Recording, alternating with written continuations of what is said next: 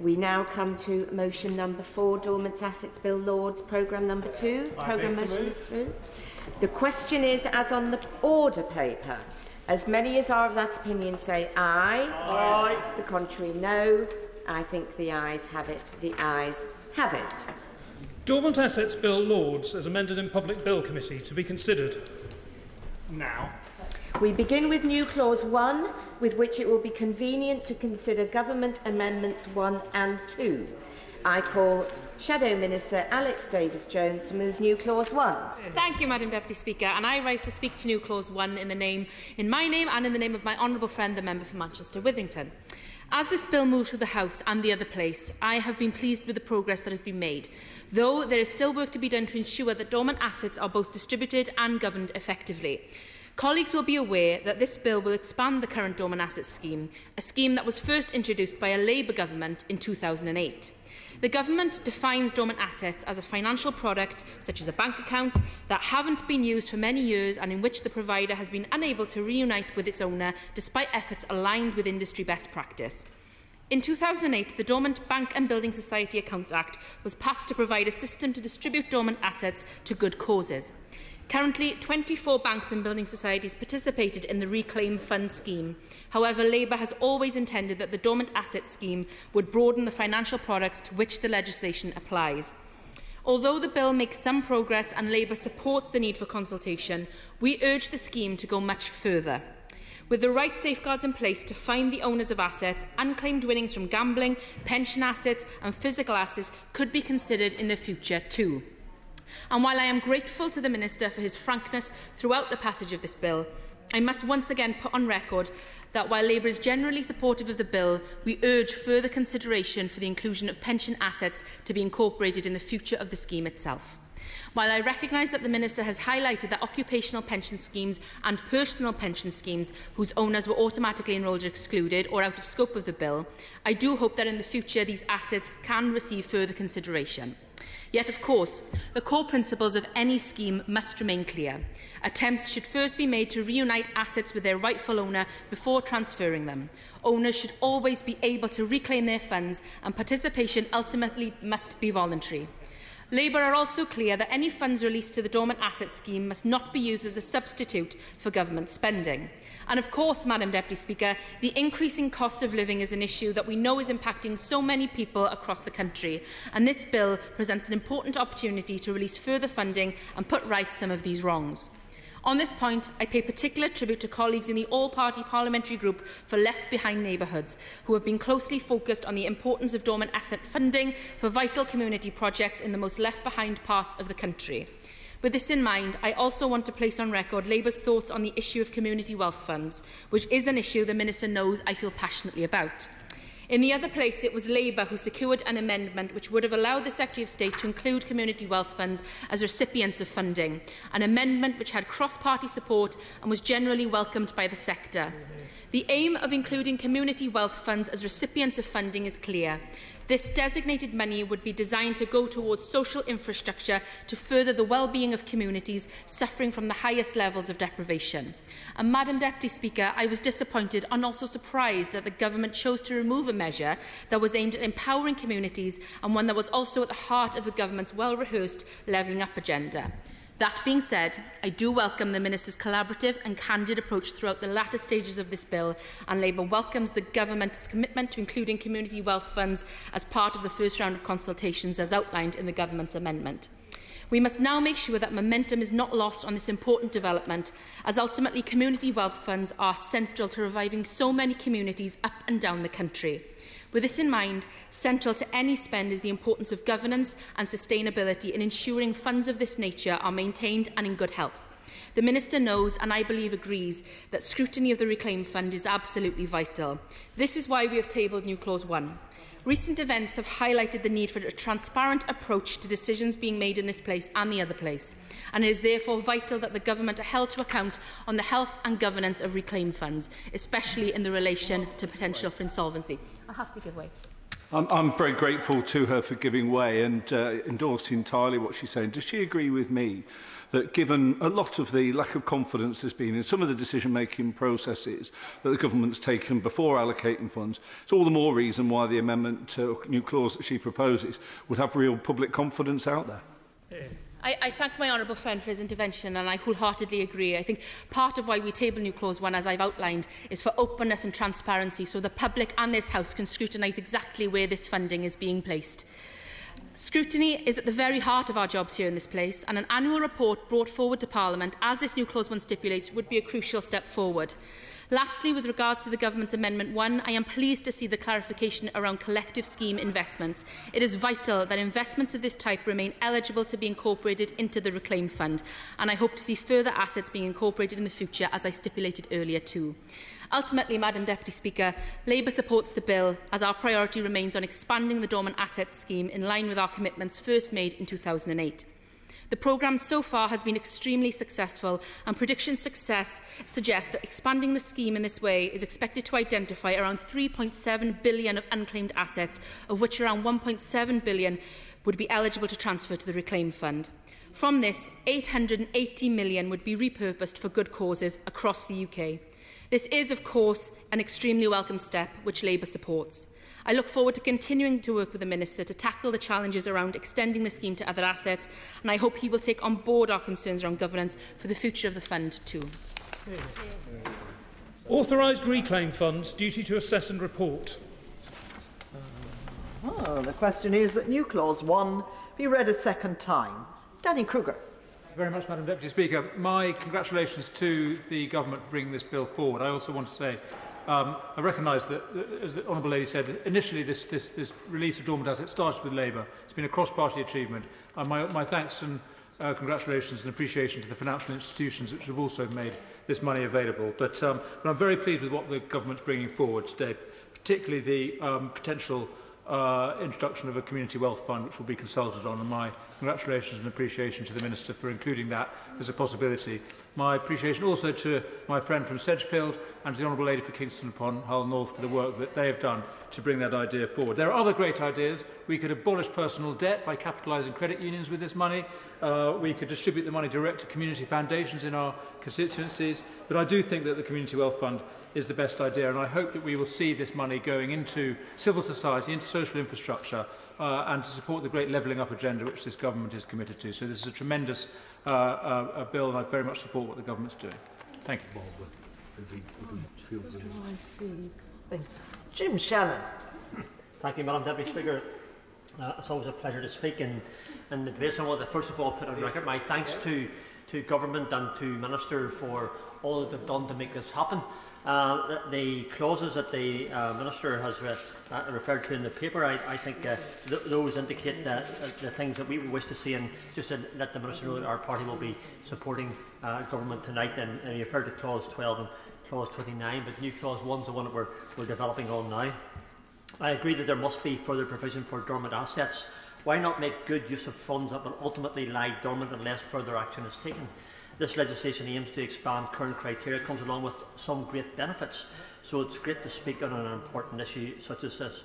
So I welcome the bill, and I look forward to the conclusion of this debate further on tonight. The core purpose of this legislation is to extend this scheme to other financial assets. This could generate an additional £880 million of contributions. The figures are quite gigantic when you think on them, but they do, I think, maybe indicate where this bill is going and what it can achieve. The current provision in the bill states that there are three main functions of the bill: to track and unite dormant accounts with the account owner; secondly, to allow account owners to reclaim any amount that they would have been eligible for; and thirdly, to allow firms to partake in this as a voluntary process. On the other hand, this new legislation will expand assets further, creating a more sustainable economic success rate, making it a requirement for firms to get involved and remove further financial restrictions. So we have what I think tonight is a win-win for Government and for the Minister in particular. The Dormant Assets Scheme currently boosts some £800 million in supporting innovative long-term programmes.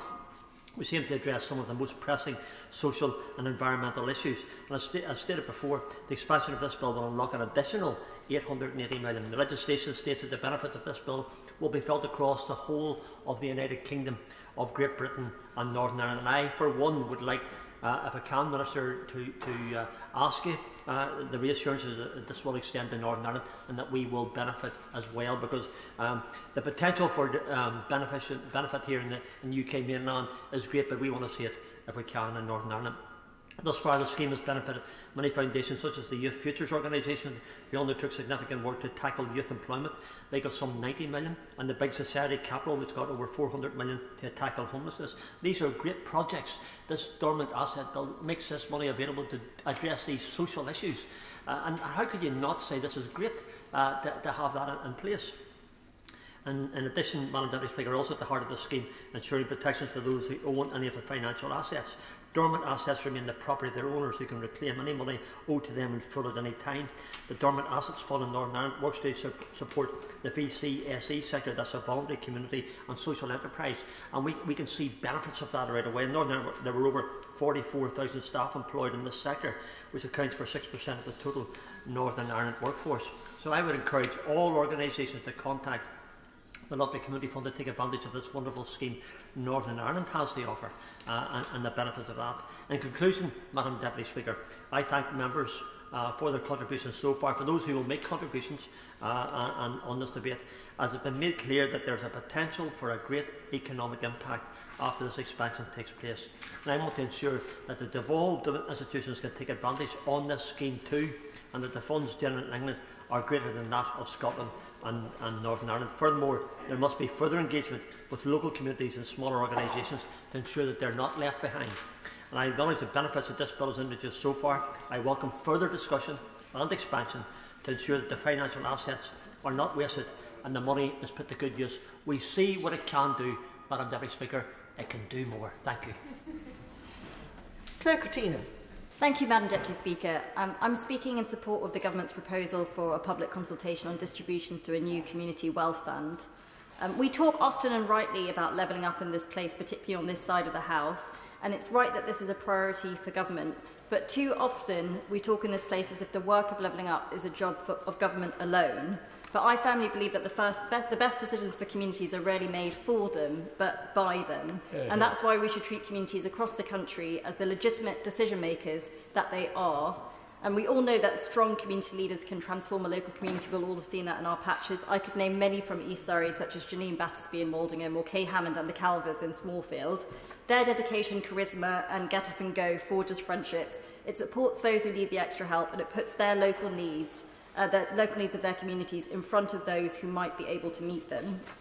I'll just give you a quick example of this in action. I recently visited the residents group of Ambition Lawrence Weston on the edge of Bristol, a place which for too long had been a dumping ground for social housing tenants with complex needs. They were trapped in a negative cycle loop. Low housing costs made it attractive for the council to use it for temporarily housing people, often with complex needs, and that created disruption and fracturing within the community, which in turn drove low housing costs. And so the cycle went on. However, with the support of the Local Trust's big local community fund programme, the residents decided that they had enough of things being done to them instead of for them, and with some initial capital support from the community fund, they transformed the area. They built a new community centre, bringing in a new supermarket, introducing a local lettings policy, and bidding directly for government funds themselves. They have a solar farm and even a new wind turbine now to tackle fuel poverty. I'm in awe of that team.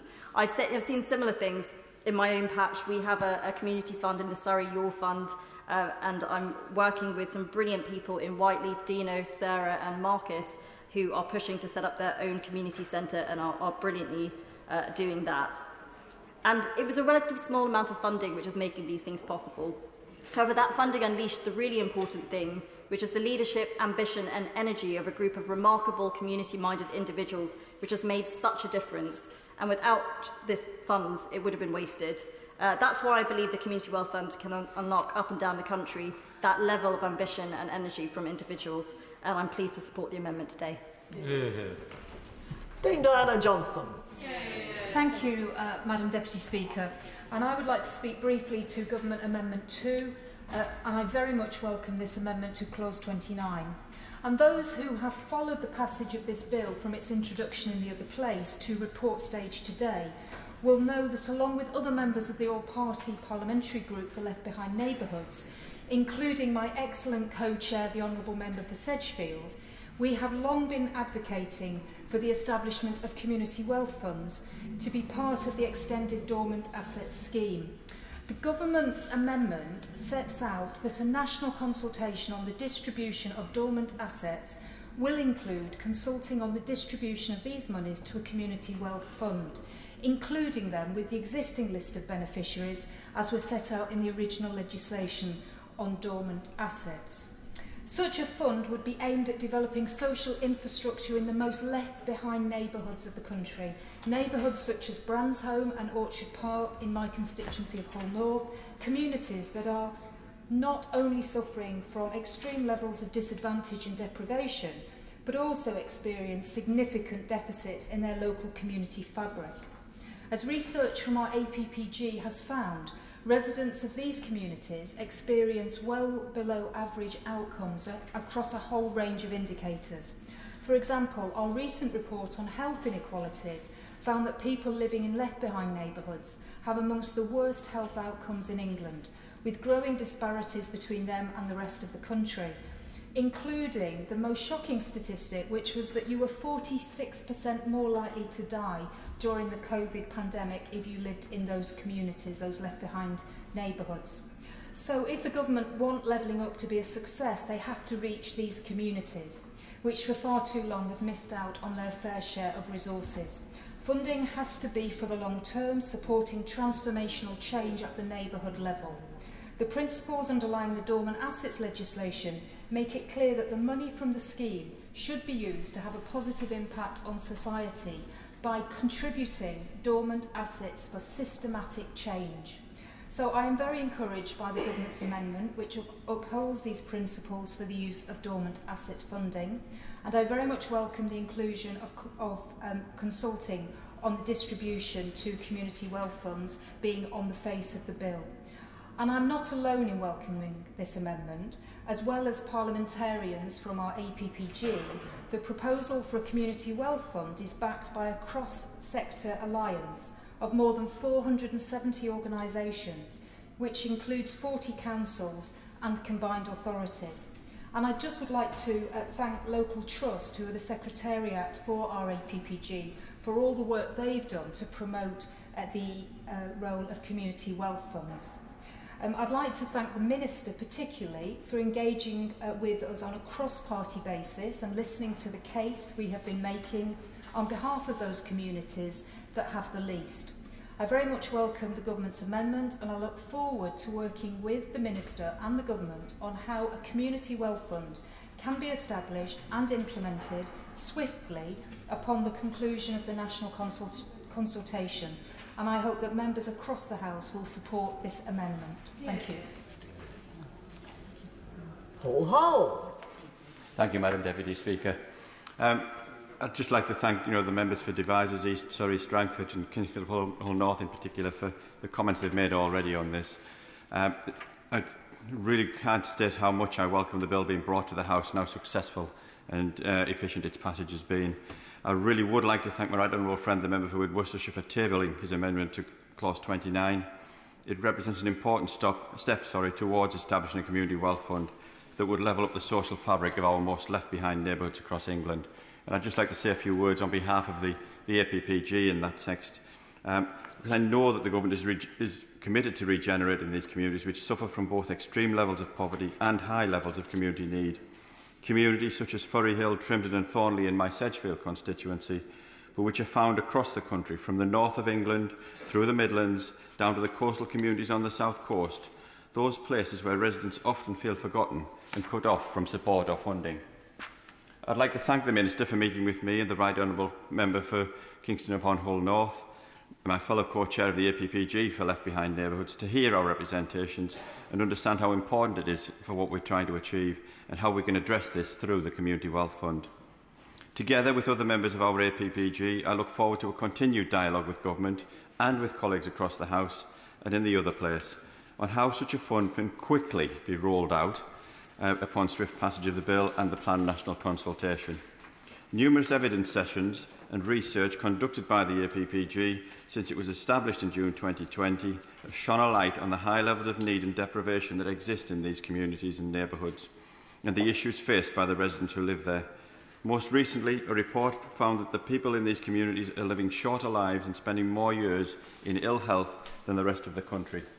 And these findings have rightly captured the interest of national media and are another sobering testament to the fact that action is urgently needed to level up social, economic and environmental outcomes in deprived communities across the country. I look forward to what the Levelling Up White Paper has to say about this, and I know that our APPG will be keenly following those developments. It's clear that transforming left-behind neighbourhoods is a long-term job.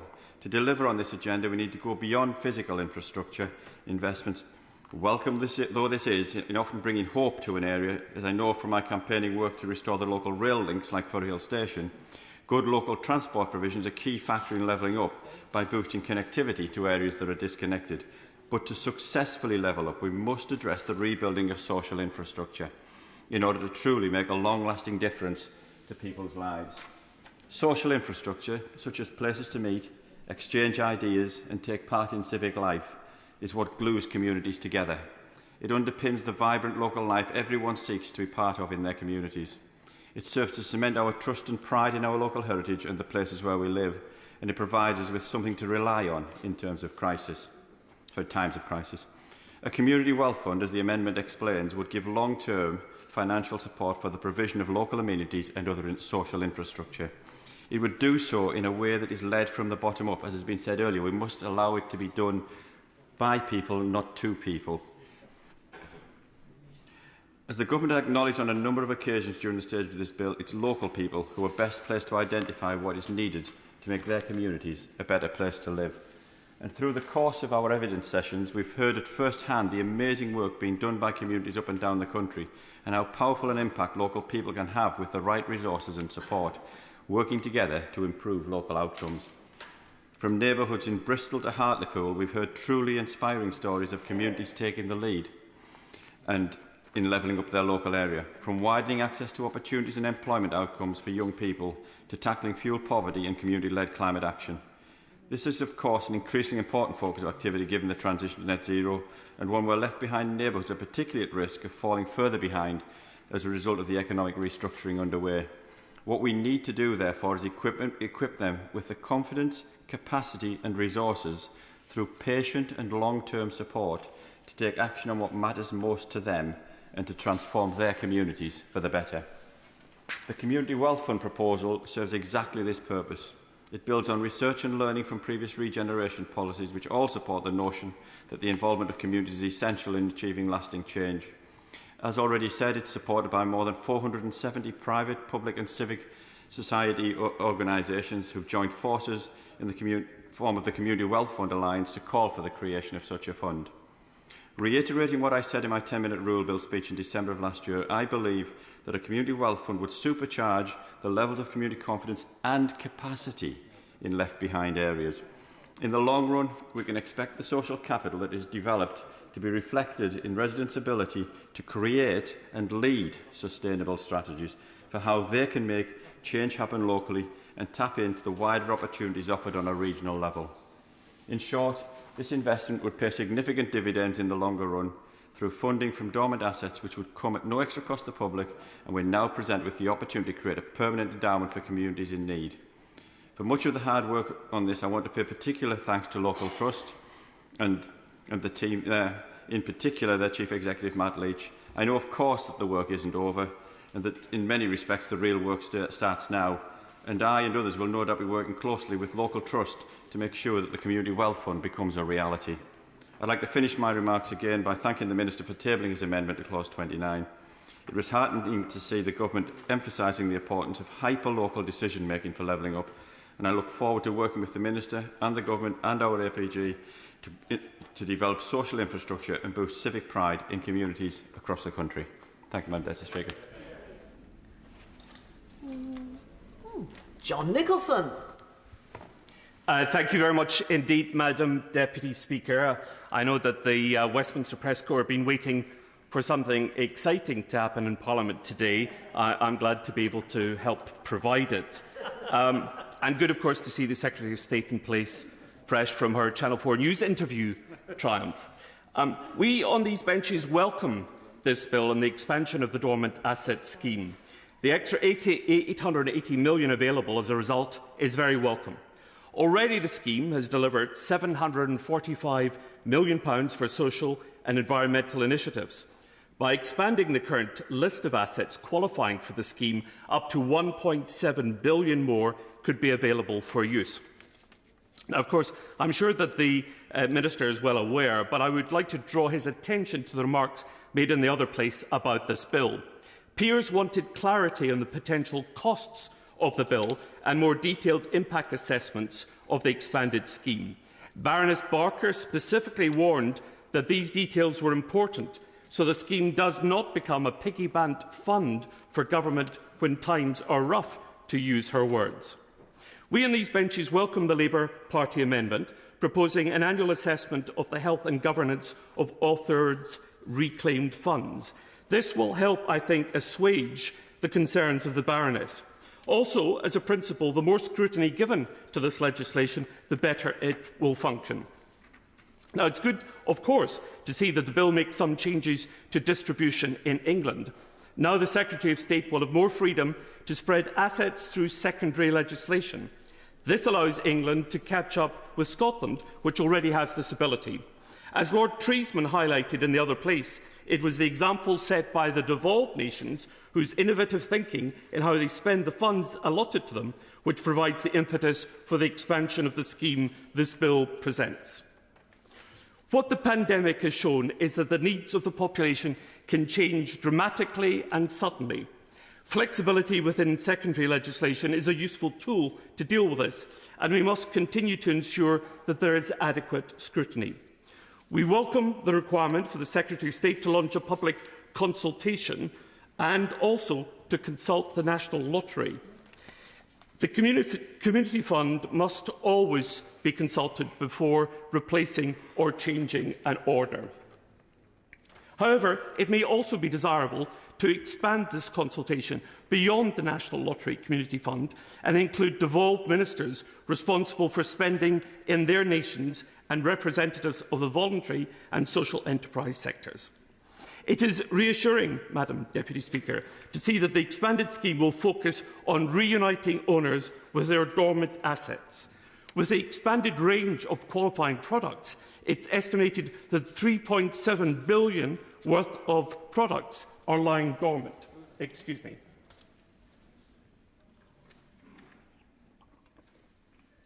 For all the good that these schemes do for various charities, it is of utmost importance that people are reunited with their assets. With the elderly and the vulnerable, especially those without digital skills, amongst those most likely to lose access or connection to their accounts in an increasingly digitised world, efforts for reunification are more important than ever. That is also why these benches welcome the enhanced tracing and verification measures which could lead to £2 billion being returned to members of the public. Thank you, Madam Deputy Speaker. Minister Nigel Huddleston. Thank you, Madam Deputy Speaker, and I thank all right honourable and honourable members for their contribution to this debate today and for the constructive way in which everybody has engaged with the bill throughout its passage. I'd particularly like to thank those who have spoken this evening and the passion with which the Honourable Member for Devizes has made his points to me frequently about community wealth funds, as of course have the Honourable Members for Sedgefield and Kingston upon Hull, who I'll also acknowledge again later. The Honourable Member for Strangford, I can confirm with him that the expansion will indeed cover Northern Ireland. The Honourable Member for East Surrey again talks passionately about the impact that dormant assets funding will have on the local communities, and we should never forget that.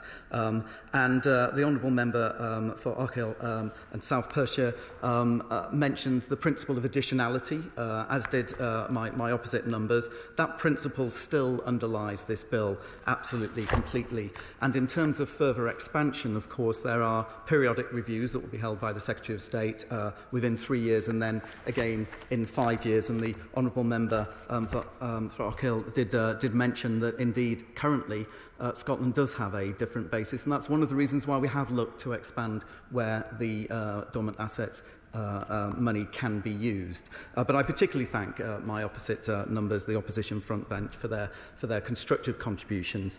I think throughout we've agreed on the principles here. It's very nice, very good to be able to see a bill through various stages where there is such a degree of consensus. And I think whilst we sometimes disagree on elements of detail, the overwhelming purpose of this bill and the underlying principles, there is complete agreement, and I very much appreciate the constructive way in which they've engaged with me as well.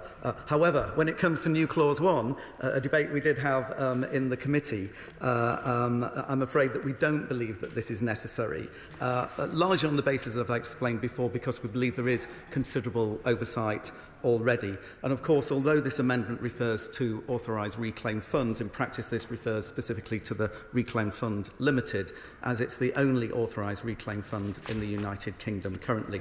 And RFL publishes its audited annual reports and accounts on its website annually.